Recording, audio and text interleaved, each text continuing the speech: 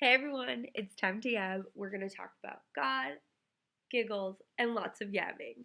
So today's theme is perseverance, inspired by the one and only Cardi B. I just had to show all of you guys this Photoshop picture of me as Cardi B. You're welcome, world. So, the way that this video was inspired was I was listening to her new album and she has this song called Get Up 10. Now, the whole song might not be the most inspiring song overall, but she has this one line in the song and it's knock me down 9 times, but I get up 10. We're gonna win. Knock me down 9 times. We're gonna get up 10. And I was just like, yeah, like that's so true. Then I was thinking about God and how that relates so much to our faith life. Like, it doesn't really matter what happens as long as we're getting back up that last final time, like over and over and over. God knows we're gonna fail. Like, we all have original sin. We're all sinners. We're all people who are gonna fail over and over again. But the thing He asks of us is to get up 10 times.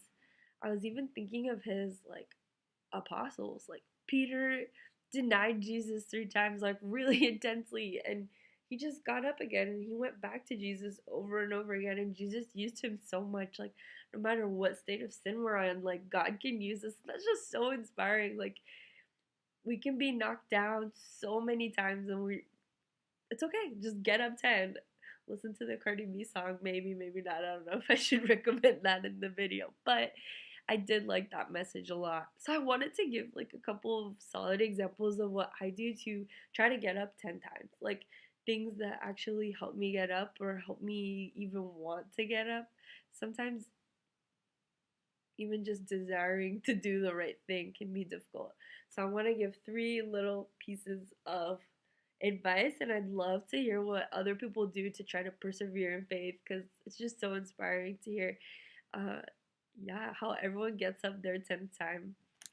So, my first piece of advice would be to put reminders of God everywhere, especially places you sin. So, I have a tendency when I go on Instagram to just compare myself so much. I look at all these people and they're like super filtered pictures, and I'm just like, I am not at this level. I'm like, wow, you guys cooked this, or you look like this in a bikini, or you're doing this, you're traveling to all these places. So on my phone, I try to like intentionally follow a lot of accounts that are like really self positive or talk a lot about God, just positive things in general. And then my phone screen, when I um, unlock it, I try to have it be something that directs me towards God or something positive again. Same thing kind of with like my work computer. I get so stressed sometimes at work, and having like a religious image or like a Bible verse on my work computer, it makes my day. I mean, sometimes I'm like opening up a file and I can just see it and I'm like, okay, calm down. Like, this isn't the most important thing in your life. There are a lot bigger things for you to worry about and stress about. So don't stress about this. So that's one big thing that I do to help me. The second one is just having little phrases. So in 8th grade, I had this huge problem with cursing. You wouldn't expect an 8th grader to have like a cursing problem, especially me if you knew what I looked like in 8th grade. But um, yeah, the way I got out of that was saying a Hail Mary. Like, in my mind, if I curse, I would say a Hail Mary or say some sort of prayer afterwards. And I kind of like retrained my brain to like get out of that bad habit. But overall, now when I can feel myself slipping, or I feel like, God, I don't even want to give this to you. Like, can I just take the easy path? I don't want to do the hard, good thing. I just say, Jesus, I trust in you. That's my little phrase lately. Jesus, I trust in you. Jesus, I trust in you. Um, and like thinking about God's mercy in that moment and thinking about, like, yeah, sometimes you just need a small phrase for you to give just a tiny bit to God so He can come to you. And I feel like He really uses that to strengthen me to get to the next level of actually getting up 10 times. Um, Metaphorically, it's more like 10 million times in my case.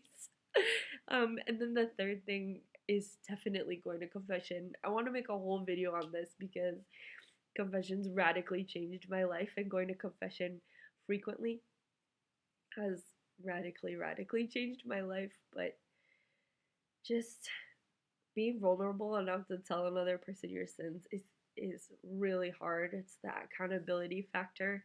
And then God gives you the grace during confession to actually become a better person, to get up that 10th time, and not fall again in the ways that you have before.